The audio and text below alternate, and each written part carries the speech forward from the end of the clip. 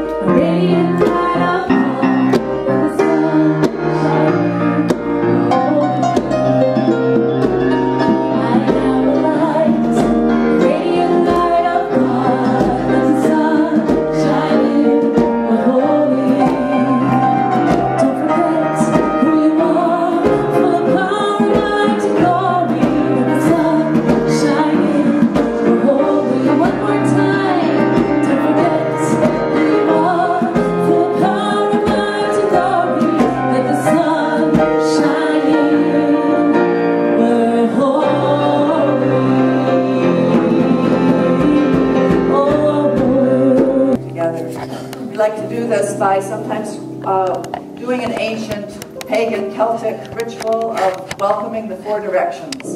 And today we're going to do it in terms of the elements of the earth, the fire, the air, the water. So let's turn first of all to the south, and that is the direction of the fire. And so I will speak the welcome, and then while I'm speaking it, I want you to really be welcoming in your body through movement or sound the element of fire, crackling sounds and hissing sounds and fluid movements of fire. So feel the fire as we welcome you. Oh, great powers of the south, we invite you to come into our presence today, this spiritual power of fire that is on this planet. We feel your warmth in every mitochondria of our cell. We know how vitally important the sun is to life on this planet. We welcome you, element of fire. Come into our midst today, and like the Celtic warriors of old said, bring a fire in our heads, ignite us and purify us by your purifying flame. Aho. We welcome you, fire of the south.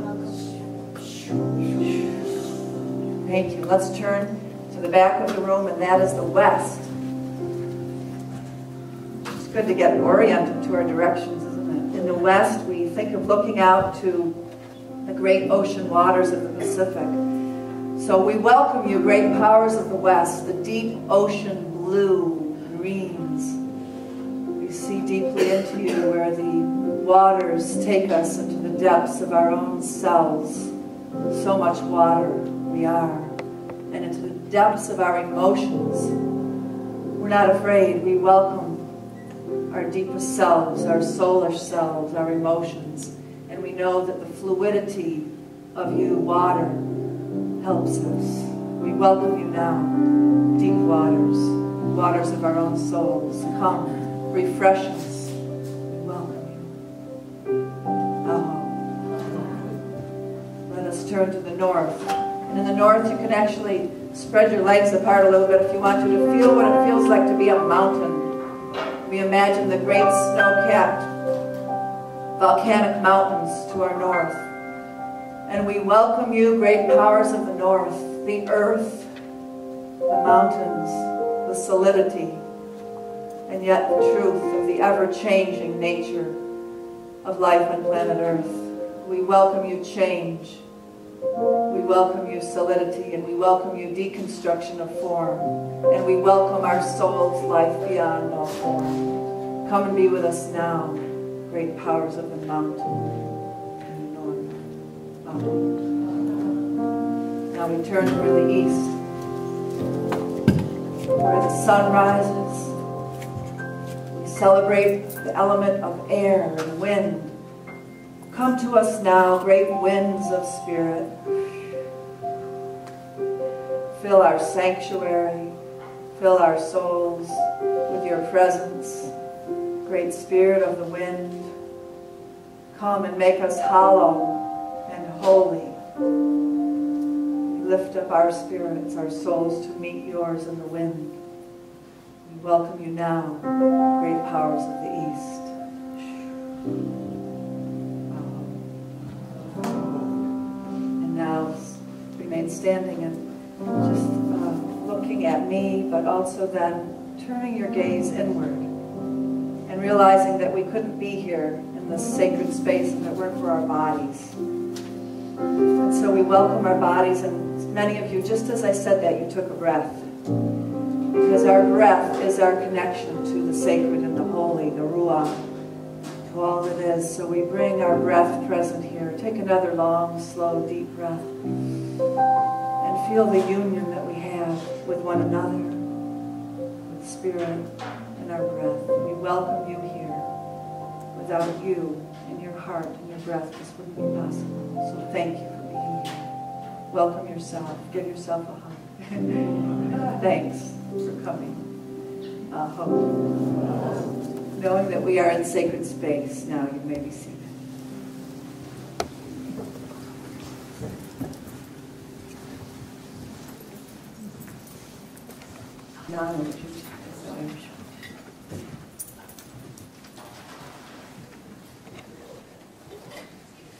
And right now, many people are getting ready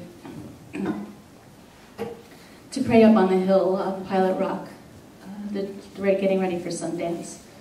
You can ask me more about that afterwards if you're not familiar, but lots of people are praying in a very deep and holy and sacred way to their ways. So, blessings. Ireland's first poem, spoken by Amergin the Gael as he first set foot in Ireland. The mystery. I am the wind which breathes upon the sea. I am the wave of the ocean. I am the murmur of the billows. I am the ox of the 7 combats. I am the vulture upon the rocks. I am the beam of the sun. I am the fairest of plants. I am a wild boar in valor. I am a salmon in the water. I am a lake in the plain. I am a word of science. I am the point of the lance of battle. I am the God who created in the head the fire. Who is it who throws light into the meeting on the mountain? Who announces the ages of the moon? Who teaches the place where couches the sun, if not I?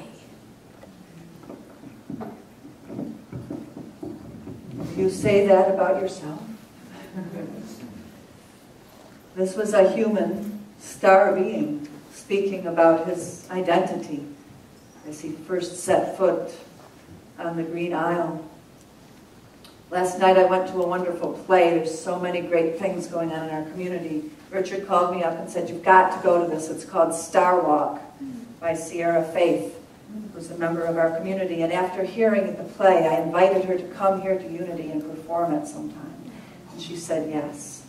It will be a wonderful experience for us. And along the lines of the poem that Donna just read, the opening of her play goes like this. There is a time before all time when the seven sisters sang, the Pleiades. It is the singing of a sacred culture, the sweet singing of the planets in harmonious display. I remember that song now.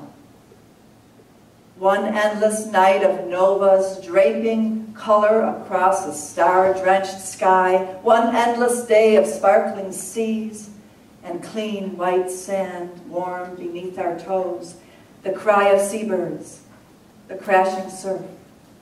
No time, no ending of the good, but only more good and more love and more well-being, multiplied and pressing down and in and out and up into the sun-drenched sky. We were the winds, we were the trees, and those that sang in them, and all life called to itself through us, and over and over and over, lazy afternoons and long evenings of cradling one another, and heart and heaven upon heaven. I would sing that song for you now if my lips could form the long forgotten language of my ancestors, of my people, of my home.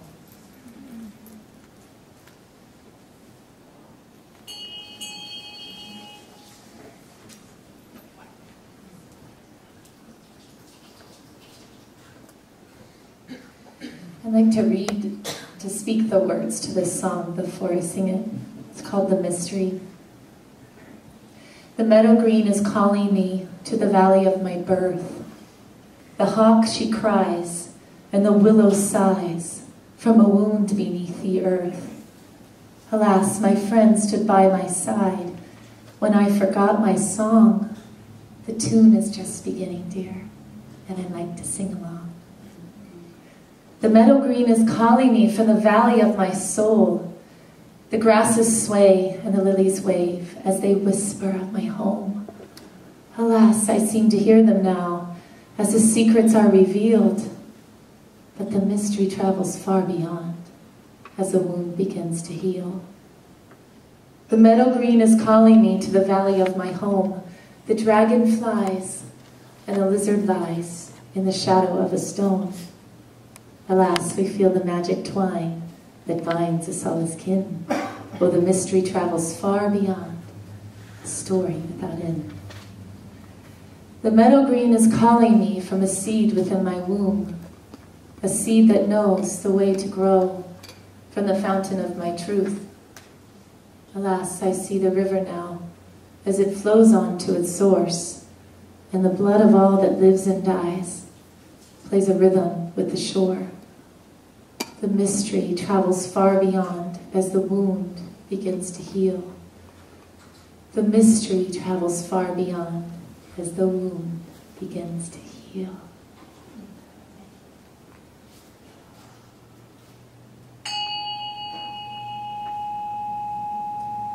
The meadow green is calling me to the valley of my birth.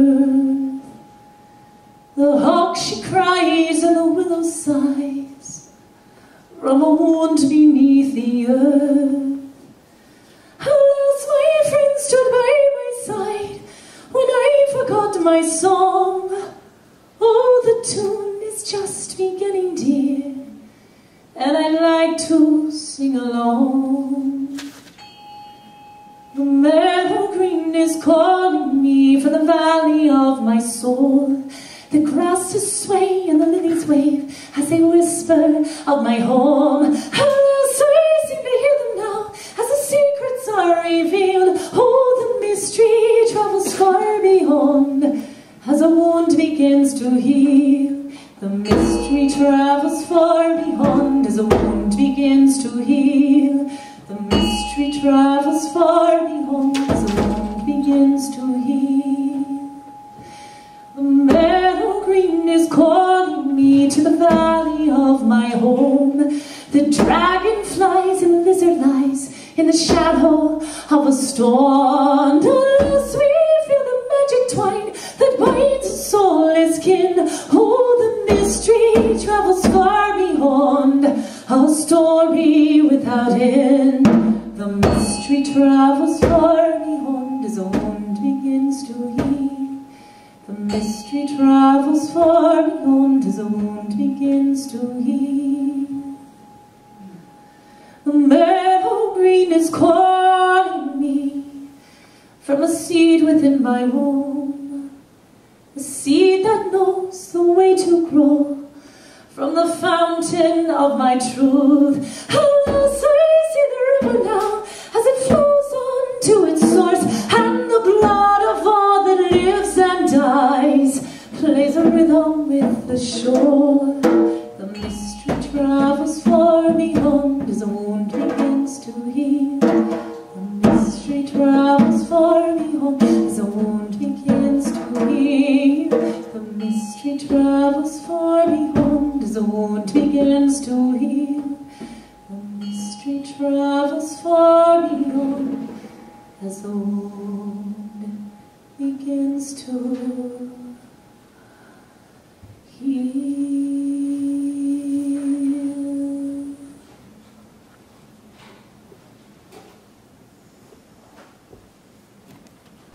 Feel the power of that song, written by our own Heather.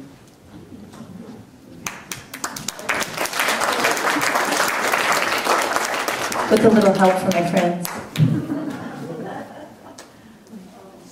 Have you felt that call of the mystery deep within your own soul that's calling you to the meadow, calling you out into nature, out into life experiences?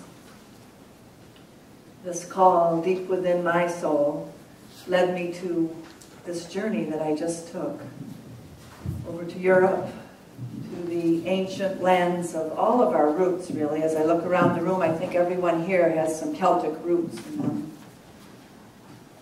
And so one of those places that I was called to was the Glastonbury tour. Today I want to talk with you about the Glastonbury tour.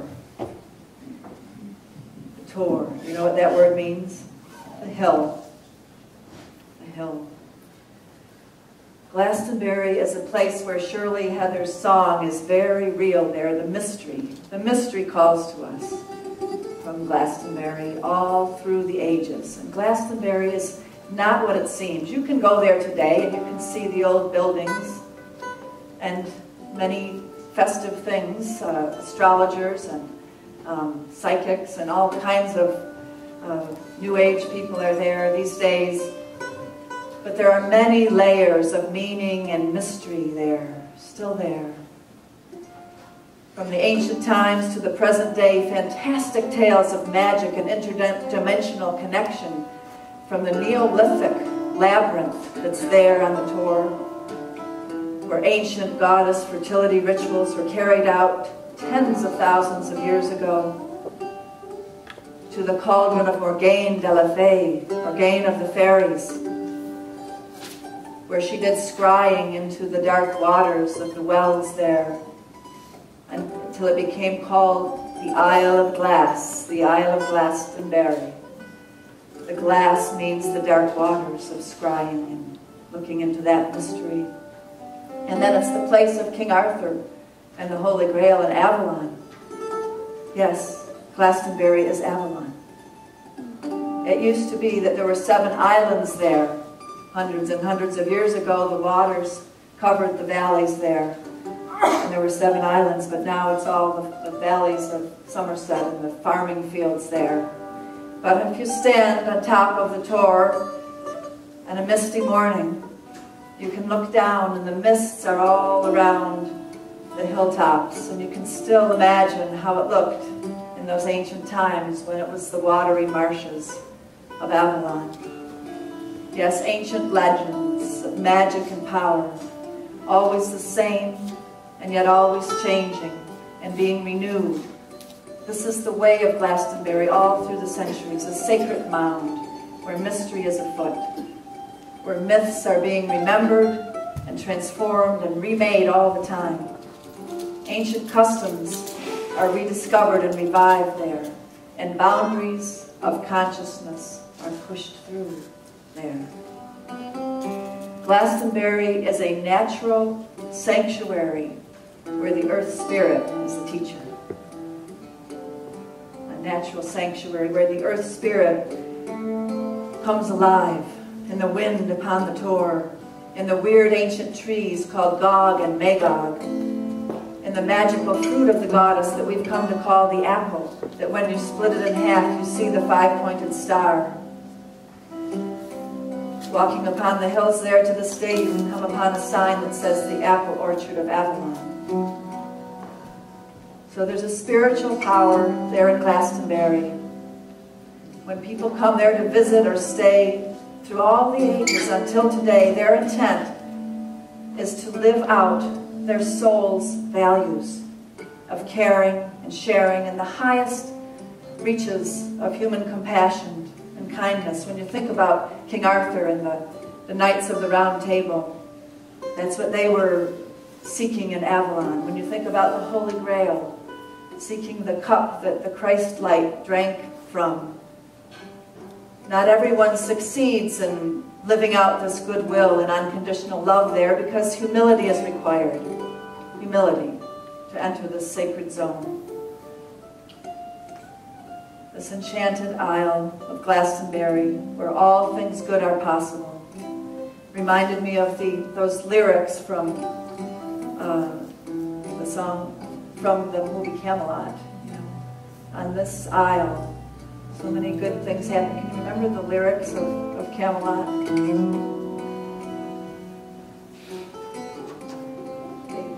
They were in my mind, but I don't have them there right now. So, Camelot. Well, we grew up with those beckonings, didn't we? Even through that musical of Camelot, we felt the beckonings in our soul, to a place where unconditional love might exist. Other cultures have had it too. They talked of Shangri-La. But Glastonbury is one of those places.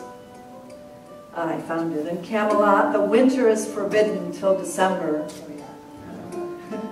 And exits March the 2nd on the dot. By order, summer lingers through September in Camelot. I know it sounds a bit bizarre, but in Camelot, that's how conditions are. The rain may never fall till after sundown. By 8, the morning fog must disappear. In short, there's simply not a more congenial spot for happy ever aftering than here in Camelot. So Glastonbury, I was there this summer and Nisha was there with me. And what did we experience? Just walking there and being in this ancient site. Well, it was very warm down below, and we experienced walking through many fields to get to the Tor. And we were with our friend Peter, who's from England, and I don't know if he did it on purpose or not, but he led us the long way around. And we had to walk a long ways in the heat, and we got to see the Tor, the hill rising up from many different directions.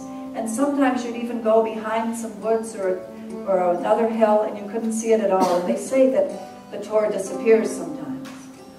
We actually experienced that. And as we walked up the labyrinthine path going up the hill, at a certain point, it was quite shocking and amazing because we had been so hot that we had shed several layers of our jackets and so forth. And when we got to this certain point on the hill, the wind was there. And it was not just a little wind. It was a gale force wind. And we thought maybe it was unusual to that day, but later we heard it's always there. There's a gale force wind that's always blowing around this Tor. And as we walked up the hill, we saw these ravens. And they were coming into the wind and just hovering there. You know how that is when the wind is coming at them, and they were just hovering there in the wind. And it just felt to Nisha and I as if they were playing, and we started laughing because the ravens were dancing and playing with this wind. And it made us feel this sense of effortlessness, the effortlessness of the wind and of change. The change that's been happening there on Glastonbury all through these centuries. And as we went up on the very top and stood in this ancient ruin of a tower that's there, it's hollow and it's empty at the top, so you're inside the tower protected from the wind, and you look up. And Nisha told me later that it feels to her as if our souls can go up through that tower and be like those birds and be playing on the wind. That maybe that's the purpose of that tower still being there, so that we can get that experience of the lightness and the floating and the going into another dimension. Glastonbury tour. Have you ever felt called to a sacred site? I'd like you to bring back the memories now in your own life of some time when you've gone to a sacred site. Maybe it was Mount Shasta. Maybe it was a sacred well or water place or a waterfalls. Bring back the memories right now in your own bodily self of going to one of these ancient sacred sites. And remember why you went there. Was it a call of your soul to be reminded of who you are by getting in touch with the elemental powers in these sacred sites? I think that is why we humans go to these places and are called all through the centuries to these places that we know are sacred. Glastonbury, it's said, is on this ley line, 300-mile-long ley line that goes all across southern England, that connects all of the sacred sites of southern England in a straight ley line. And Glastonbury Tor is right at the center. So there is a truth to the places that we're drawn to, that are these sacred sites. And we're seeking to be reminded of our ancient soulishness, of our immortal selves that goes beyond form. So we return over and over again to remember our souls. And Heather's going to sing a beautiful song for us right now about returning to these places to remember our soul.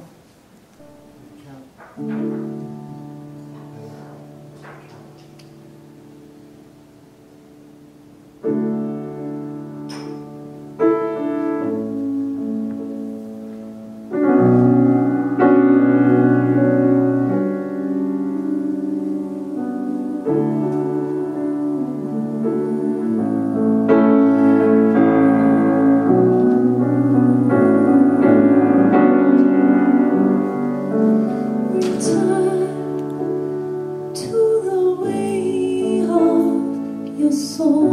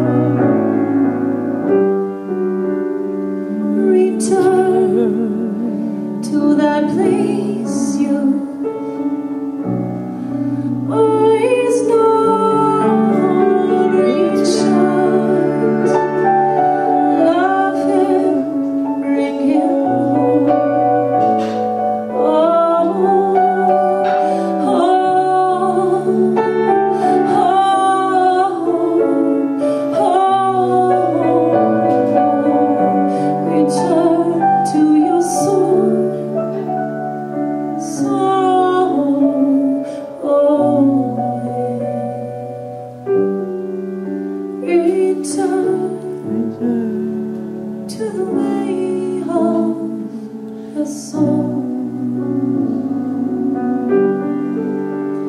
Return to that place you always known. Reach out, lover, bring him home, bring him home. Sing home, home, home. However you want to sing it. What's your home? Home, home, home.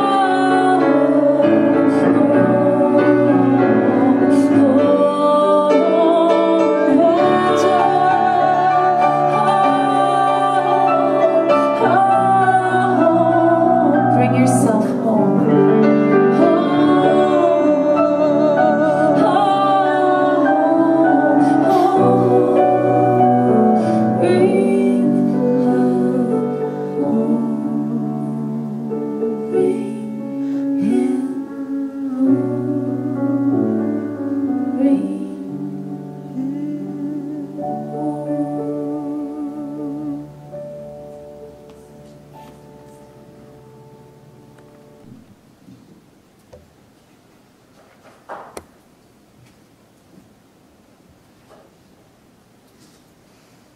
This is another reading from the woman who did the play last night, Star Welfare. It's about Avalon. The boats took us to the temple in the sandy shores of Avalon. The cloaks wrapped around the chilling ride to Avalon.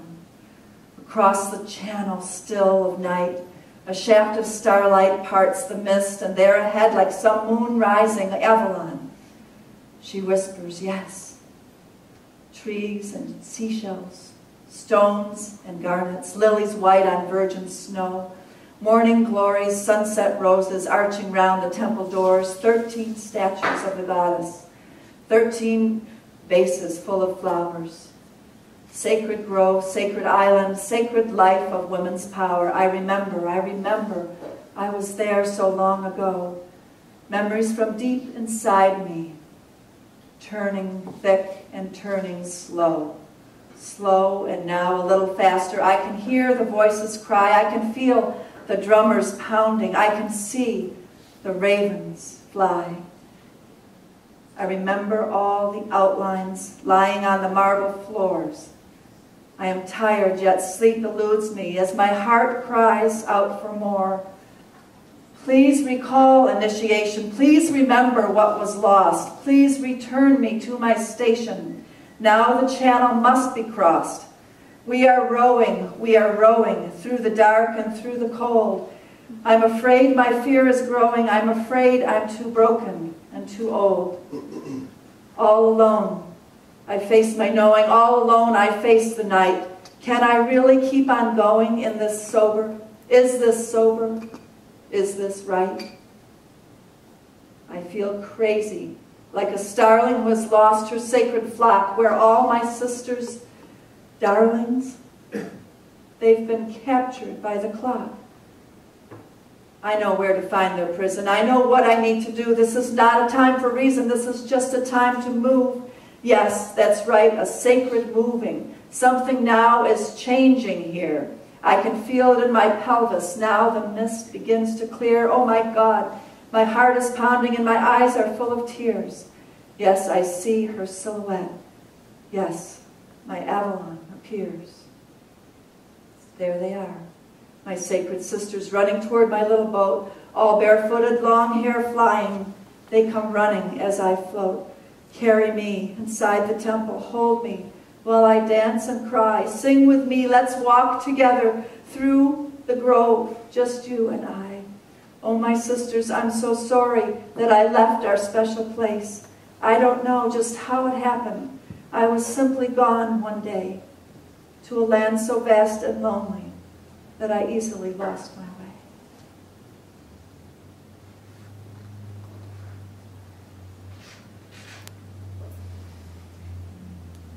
Yes, the Isle of Avalon calls us. And she speaks speaks a deep yes to all of our souls, a memory that's deep within, of times upon this earth when we were more at home, when we remembered who we are. So going there, it reminded me, but we don't need to go on long journeys to be reminded of who we are. It's right here all around us, and in fact, within us. Glastonbury, we've talked about it, how it's a goddess site, but did you know that one of the other reasons why it's famous within the Christian history is because it's actually called the first church, the first Christian church on all of England and all of Great Britain. Legend has it that Joseph of Arimathea, you know who he was? He was the one who gave Jesus the tomb space, that his body could be taken down off the cross. And, you know, there was so much shame and degradation cast upon him. And Joseph of Arimathea was a rich man in the community, and so he laid aside his reputation and he said, "Come, take him into my tomb. Let him rest there." Well, we know the stories that go that Jesus' body wasn't there, perhaps, for very long. But it's said that Joseph of Arimathea became a true follower of the radiant light of the Christ, and he took the shroud and the grail cup of the Last Supper all across the Mediterranean Sea and landed in Great Britain one day in the 60s AD, and there found Glastonbury, Avalon, and established what he called a sanctuary for the Christ. And I like to think about this as if Jesus was coming home to that Glastonbury tour. And a part of him was able to rest there and be nurtured there. Isn't that amazing to think about? That his spirit may have found rest there, and that Joseph of Arimathea was on a quest to find a place of rest. And there it was in Glastonbury. Our souls need these places of rest and these reminder times, and we come to sanctuaries like this to be reminded of who we are. We need some reminding sometimes, because just like the beautiful poem says, we get caught up with the clock, we get caught up with all of the pressures of this mechanical world that we live in, and we also get caught up in our own ego and our own fears, and we forget who we are. So when we talk about the soul, our soul needs refreshing. We need to remember who our soul is. But I think I need to do just a little redefining about the soul for us today, because it's been tarnished as religions have come and gone, you know. So the soul is not really something that can be lost or saved, for that matter. Because you know what? We don't possess it. So it can't be taken away, it can't be lost, and it can't be saved. The soul belongs to the infinite. In fact, you don't have a soul. It's not an object that you can own. Like it says in the New Testament about the Spirit, it's like a wind that blows where it willeth. It cometh and goeth, and you don't know where it comes from and where it will go. So is our soul. You don't possess your soul, but you can attune to its presence.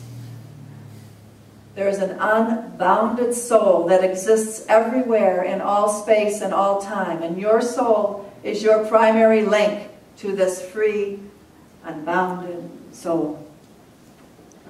Your soul takes God's infinite love and steps it down to a human scale. That's your soul's business. It's translating the vast wonders of this universe into bite-sized pieces. You. This is my body, this is my blood. You. Your incarnation. I am the wind. I am the trees. You are a knowing of all that is. A very important knowing. Have you ever felt that inside of yourself? Have you ever felt the vastness of your soul and understood that you are a bite-sized piece of all that is? Through the soul, you have access to pure awareness. Let's take the color white for an example. It's the purest hue, white. It doesn't seem that all the colors could be derived from white, does it? In fact, you'd think that the opposite is true, that it has no color in it at all. But white has all the colors within it. And pure awareness is the same. It goes even further. It isn't a thought, yet all thoughts come from it. Pure awareness isn't a sensation, and yet the sensations all derive from it. Your soul consists of pure awareness. The raw stuff from which all of your imaginations, all of your dreams, all of your wishes and all of your desires, all of your sensations and all of your thoughts and visions are made in your soul. In fact, pure awareness lies beyond any experience of time or space. It has no beginning and no end. So do you hear what I'm saying about you? You have no beginning and no end. Your soul. Nothing can bind or enclose your soul any more than the energy that was set loose at the Big Bang and the creation of the universe can be contained. The unbounded soul flows in and around and through you. It's the real you, because it's your source.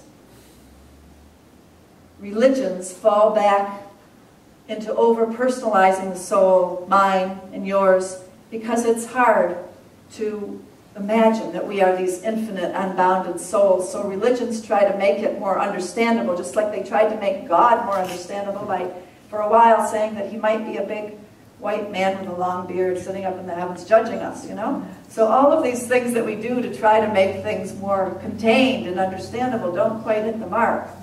Way over anthropomorphized we get with our trying to understand God, the soul. We tend to hang on to these little definitions sometimes, though, like when we come upon love in our lives. You know, love is about a vast openness and an opening and an opening and an opening, and we try to grasp on to our definitions of love, and we try to make people conform to them too, and we say, stay here, be this.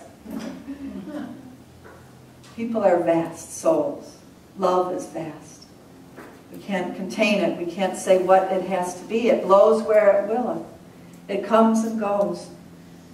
This holding on versus letting go is a familiar theme for us humans, and it runs through all spiritual teachings. And you know, it all boils down to that our ego just holds on too long. It says it in Buddhism, you know, we have cravings and attachments. So our ego, I've come to have a great compassion for our ego, because I look at our ego as this part of ourselves that's trying to protect us because we've experienced pains and difficulties. Our ego, do you get it? It's trying to protect us. It's doing the best it can to protect us. So in some kinds of Christianity and other religions, you know, they look at the soul as getting tied up with the ego and tainted by it, and then it's like the soul is lost. And then the ego has to be cast out. The bad part of us, the bad seed, the bad part of us somehow has to be cast out. No, it doesn't really work that way. The ego is just a part of us that has developed to protect us. And some of us are learning now how to be in this world without the self-protection as our primary reaction, as our first choice. We're learning how to rely, how to relax like those ravens in the wind into a higher power that really does exist, that really is here, that really is in us and all through us, that we can surrender to this higher power, and that we can make the daily choices that come along the way from this place of knowing that our protection is, and we, our ego, doesn't have to be always defending ourselves and protecting ourselves. Every single human has a shadow, you know, and that's that part of our ego that's trying to protect us. That's really what our shadow is. But it's not about judging or condemning our wounded parts. It's about loving all of us, even our shadow, even our ego. Any part of ourselves that seems angry or deluded or addicted or scared or lying or grasping, we need to turn toward it with great compassion and just realize that it's been trying to protect us, and that eventually it will come around to release and to feel the love that God, the universe is shining upon it, the radiant light that is here all the time, and our ego will end up letting go. So we might go from, on the one hand, being, there's a little list that Deepak Chopra gives of, if you're in your soul, you're accepting. If you're in your ego, you're rejecting. If you're in your soul, you're approving. If you're in your ego, you're critical. Your soul is cooperative. Your ego is oppositional. Your soul is detached. Your ego clings. Your soul is calm. Your ego gets agitated. Your soul is forgiving. Ego resentful. Your soul is selfless. Ego selfish. Soul peaceful. Ego conflicted. Soul non-judgmental. Ego judgmental. So don't be hard on yourself if you have any of these ego things going on. We all do. You know? But instead, look at them as these wounded places in yourself that need healing, that you need to turn towards them with love. Who else is going to? You might want to ask other people to turn towards these parts of yourself with love, and we do ask that of our loved ones, right? Please love me in my egoic state. But we need to turn towards ourselves with this love and ask our bodies to tell us their truth and to tell us their story so that we can hear the truth that our body is trying to get across to us, and then begin listening and get closer and closer to our soul through following our body. There's a story that Deepak Chopra tells, a wonderful story about a woman, Pauline, who got this. She really got it at a pretty young age, in her 20s, about our ability to, in any moment, turn towards our soul and not just be ruled by our ego. And the story goes like this. She said to Deepak Chopra, she said, you know, I have a charmed life. And he looked at her and he said, well, was she egotistical in saying this? Or is she joking? Is she kidding me? Or what? You know, and he just stared at her very carefully, but he could see that she was really serious about it, and that she had something she really wanted to tell him. And she said, you know, back in my 20s, things happened that came into my life that were really, really hard for me. And I had big problems with other people. And she said, I wanted to, you know, come through this, but I just fell into a very dark place. She said, nobody really knew how I felt. It seemed like I couldn't even tell anybody because I didn't even have the words to describe it. I just knew that I was, she said, coming apart. Now, I counsel a lot of people, but I happen to counsel a lot of young people, and I know that a lot of young people get to this stage in their 20s where they feel like their mind even is unraveling and coming apart. Maybe you yourself have felt that in your 20s or in recent times. You know, we get to these places in our life where we can't hold it all together. And Pauline said to Deepak, she said, I was breaking up inside. No, that's not true dramatic. It really was true. I was reshuffling. The whole process must have been going on for a long time, probably since my childhood, because I was intensely religious when I was 10 years old. I used to dress in black and pretend to be a nun and retreat up into the attic with this little red Bible that I had. I didn't know how to handle my inner restlessness, which came to a head when I was 25 on a Saturday afternoon. I couldn't move. I was sitting in a chair looking out the window, and I thought maybe I was becoming catatonic.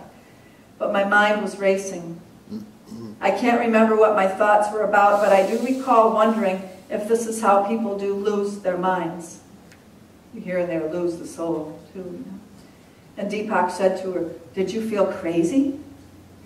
And she shook her head and said, no, that's the weird thing about it. I wasn't really agitated emotionally.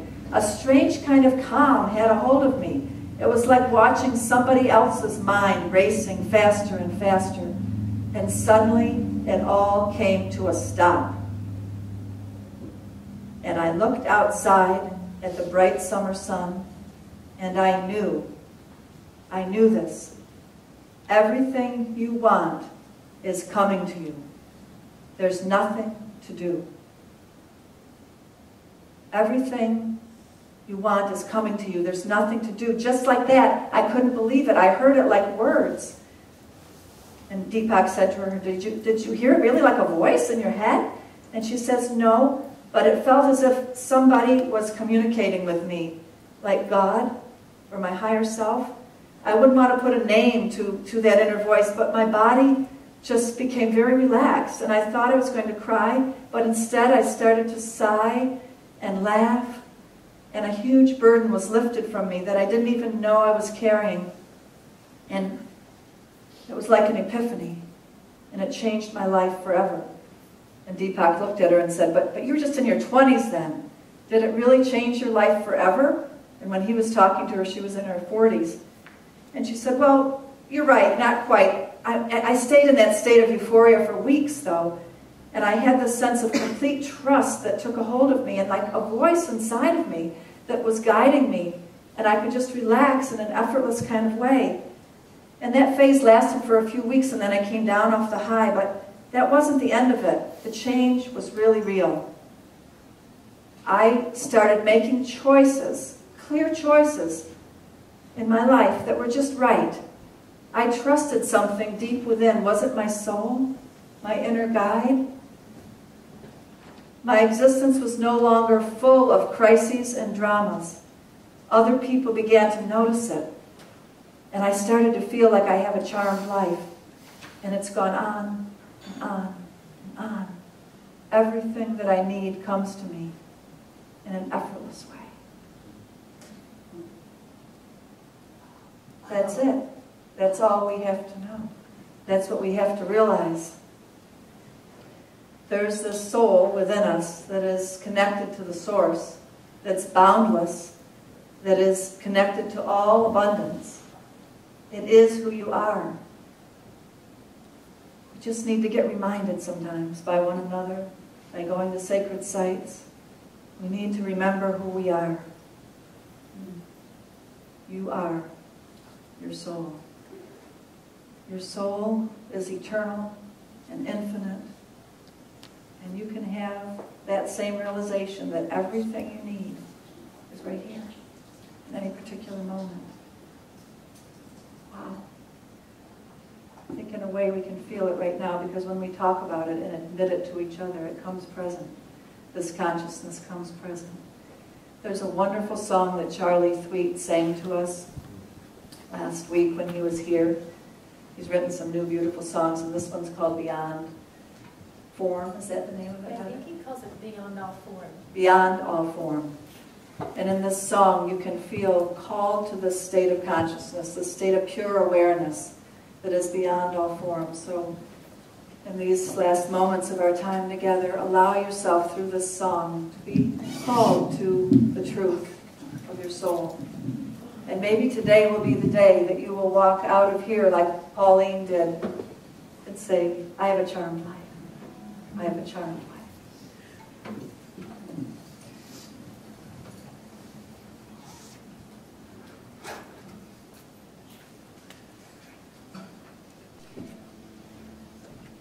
How many of you were at the concert? And maybe you remember this song. You might know it better than me.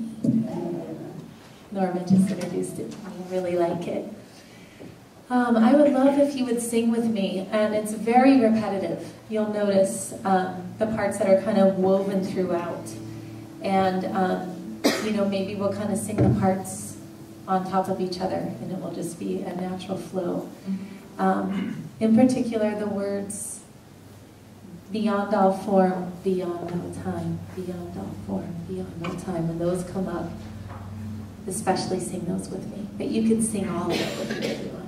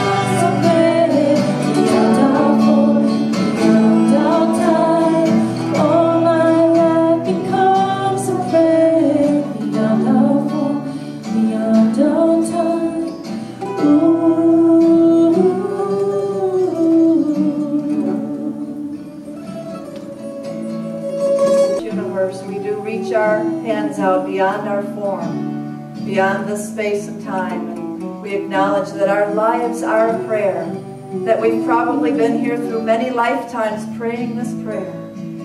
And we reach out to you right now into boundless space, and we feel our oneness, our soul's oneness with the infinite. And in this moment now, we call to mind anything that is not yet complete, any part of ourselves that is wounded, that still needs to be brought into the loving light. Right now, just have compassion for any parts of yourself that are still not realizing this wholeness and this oneness. And we pray that on this day, miracles will happen, and these parts of yourself will be brought home. And we reach out right now to any persons in our lives who we know are suffering or are in their ego selves or are in their wounded selves. We reach out in our minds right now, in our souls, across time and space to them, knowing that our lives are a prayer. Our lives are a prayer, and we touch their souls right now. And we know that in this moment they are being reminded of who they are, infinite souls that they are. We reach out to them right now. Yes, it is done in this moment. We see them being touched and healed and brought into the remembrance of who they are, their infinite soul. Take a moment right now just to call forth the images of these people that you're praying for, that your life is a prayer for.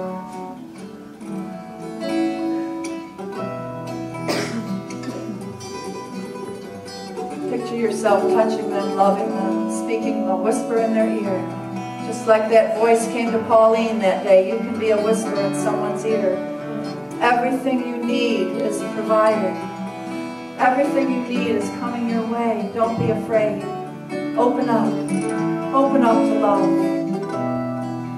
Your life is a prayer.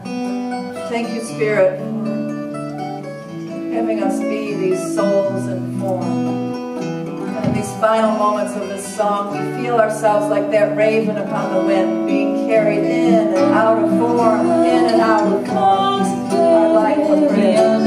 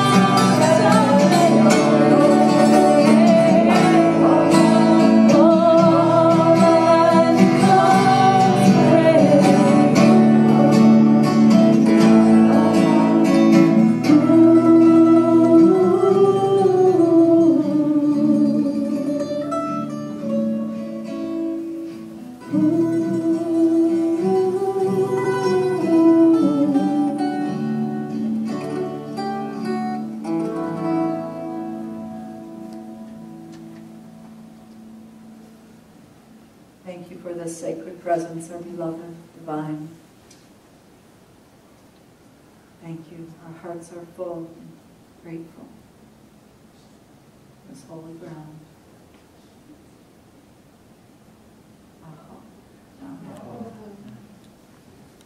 Let's get into our big circle. We always